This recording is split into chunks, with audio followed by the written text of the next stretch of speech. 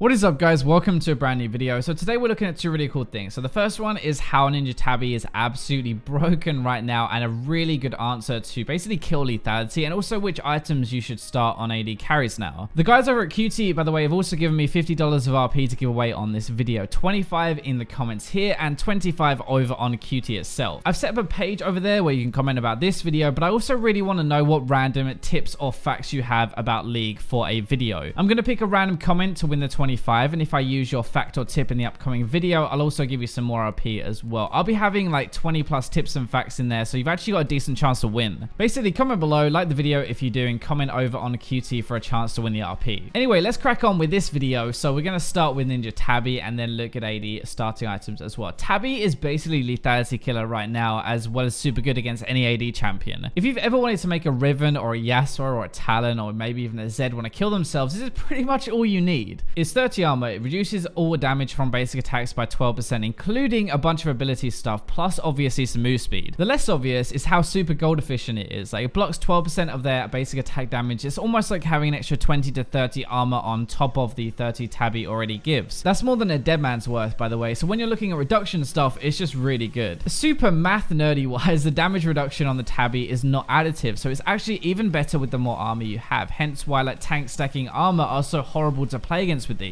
I'm guessing a lot of you clicked on here for the lethality side of things. So first of all, lethality builds rely a lot on making a few autos hit really hard rather than attack speed, which means the percentage damage is going to be blocking more per auto. It also makes sure you won't get to the magic 0 armor number and they start doing true damage to you, like the Talon one shot, right? If you've ever been one shot by a Zed or a Talon, chances are their lethality is stacking more than your armor, so they're basically getting it to 0 and they're doing a crap ton more damage. As an AD carry, this makes our life a lot more easier. We won't be getting one shot, but as a tank, it's a really good answer early and even later. So any armor item really makes you a lot better versus lethality as it's flat penetration, right? Getting Tabi basically negates about 40 lethality worth on the enemy Zed mid game, for example. That's going to be Ghost Blade 15, Edge of Night 15, and plus runes and masteries worth of lethality. So all the money they've spent on that lethality is only going to cancel out your Tabi boost. Obviously they have AD and stuff on those items as well, but that's a lot less damage now without the arm penetration, and you're countering like 6,000 gold spent on their build with like 800 of your own. Seems fair, right? That's also before you factor in blocking auto damage and some abilities as well. That is why it's the lethality counter in my opinion. You get rid of so much of their gold that they have spent on lethality with a ton less of your own. If they're relying on lethality to win the game, you kind of just screwed them over. Like, you're spending 800 gold to counter their 6,000. Now already against auto attacks, it's pretty good, right? A late game crit 1,000, it's going to block about 120 from this, considering you have no other armor. So actually it's going to be a lot more. It's also blocking more than autos though. Some abilities modify your auto attacks. They add damage onto the actual basic attack, so those are also reduced by 12%, and that is where it gets a bit nuts. There are loads of these actually in the game, but a few examples of what Tabi reduces would be like Caitlyn headshots, Draven axes, even Ash's passive and her Q damage, which they really screw up Ash. Kog'Maw's W, yes, his percentage health damage is actually an auto attack modifier. Lucian's passive, Miss Fortune's love tap damage. Quinn's Harrier procs also reduced by this. Siva's W ricochet, which is massive for late game considering that is a lot of her crit damage, and also Vayne's tumble damage. That's kind of like for AD carries as an example, but for other lanes like Riven, her passive, where she gets more percentage AD in between abilities, that modifies her auto attack. Jace's W damage is the same. Even Fiora's vital procs will be lower because that's actually an auto attack modifier. Zed's passive, the under 15% taking percentage max health damage, it reduces that, and I'm 99% sure about Aurelia's W. Yes, it is true damage, but it makes her basic attacks deal that true damage, and that's still a modifier. This is why Tabi are so ridiculously good. It's not just about blocking auto damage. It's not just about blocking more than 12% because it multiplies with how much armor you have. It's those plus how it's reducing all this damage on abilities as well. So the short of it is Tabi are probably the best boot choice if you don't have a specific reason for something else. Like if they have loads of crowd control, then get Mercury Treads. Mages kind of need to do damage, right? So you have Sorks and AD carries are the same. They kind of need Berserkers, at least auto-based ones. Some champions really need cooldown reduction. It's kind of pushing it, but then you have Lucidity. If you don't, then the default should be Tabi, really, and rushing them against a Riven, a Fiora, or a Yasuo, and you'll have such a better time in the lane phase. I promise you that. So that's kind of understanding Tabi, but one of the reasons to make this video was because I wanted to talk about using them on AD carries. A lot of ADs that aren't about like crit and attack speed as much now means we can get Tabi and reduce the enemy AD's damage. It's an easier lane, better trading, and better in teamfights in some ways. So this would be like Jhin, Miss Fortune, Varus if you're building lethality, Ezreal, maybe Draven as well. Like Draven's about burst, so you kind of and get your attack speed from your W, and also BT like Bloodthirster and Tabi make you really hard to kill. On others you can do it, but attack speed is a bit more important in my opinion to get your damage out. You will lose a little bit of damage on champions like Misfortune and Ezreal and Draven, but it's about the trade-off. The really short version of all of this is Tabi is insanely strong. Best boot choice by far unless you have a specific reason to get something else. AD carries can buy them if they don't rely on attack speed. You'll get better dueling, and especially early it's really good, but you should rush them versus certain champions like Fiora, Riven, Yasuo as a tank. The more armor you buy, the better you make them as well. It's really good on tanks late game. Let's go on to the second half of the video about what you should start on AD carries. So this has got to be the most asked question right now, I think, and I wanted to answer it properly. There are 3 options we're going to talk about: Doran's and 1 potion, Longsword and 3 pots, and boots and 4 potions. So I'm going to break it down into each one to make it easy. Doran's and 1 potion gives you 80 health, 8 AD. Healing wise, it's 150 from a potion and 3%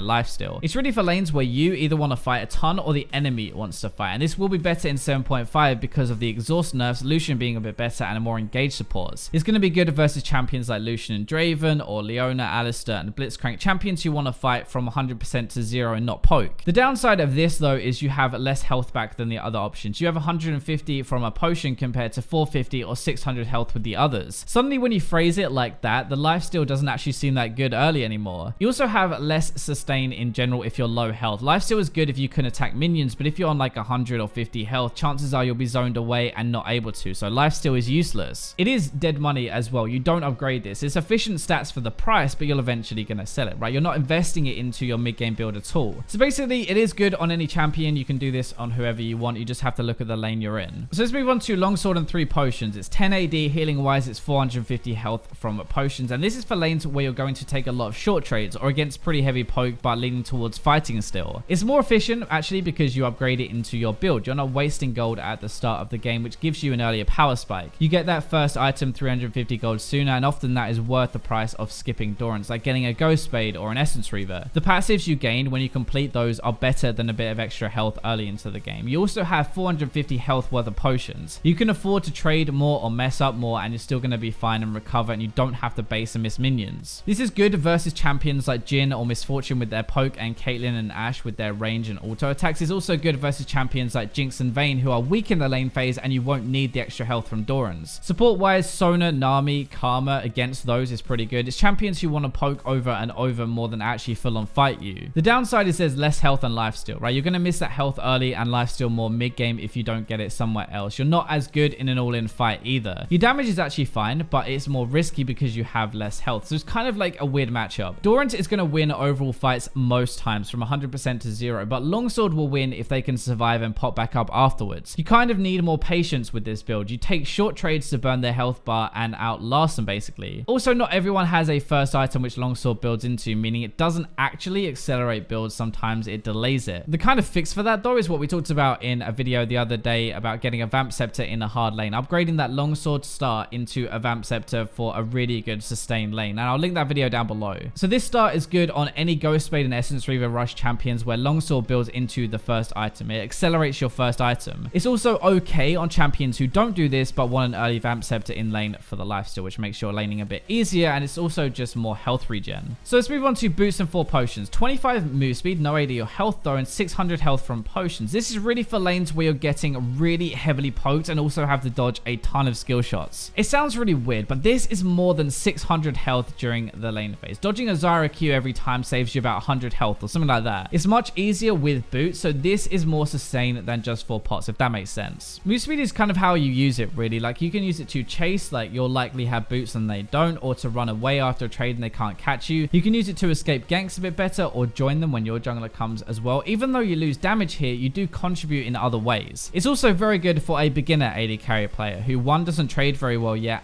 so he won't miss like the AD anyway because you're not really attacking the enemy champion, and 2, is not very good at dodging stuff. It's good versus champions specifically like Ziggs bot lane. It's amazing versus Ziggs. It's decent versus Caitlyn. Support wise, Zyra, Brand, Morgana, maybe Karma as well, like Blitzcrank. Basically anything where dodging a skill shot will save you a lot of health and is very important in the lane. The downside is you're going to have worse CS because you have less AD. Like that's not a guaranteed thing, but in general you'll probably miss a bit more. You'll have worse trades. You'll lose lane control really unless you're paired with an aggressive support like a Zyra, where you're not going to feel it as bad actually because they contribute a lot anyway. It's kind of the defensive start, right? If you're expecting to win lane, then you're really looking at this the wrong way. Like you should be trying to survive with this star. It's good on anyone who either wants to AFK farm, is a weaker AD player or a weaker AD champion, and ideally one who doesn't want to fight. So not like a Draven or a Jhin where you want to go aggressive. So I hope you guys enjoyed this video, kind of combining two things into one. Thank you a lot for watching this video. Remember to go over to Qutee as well and thank them for the RP. But for now, I'll leave you with the robots.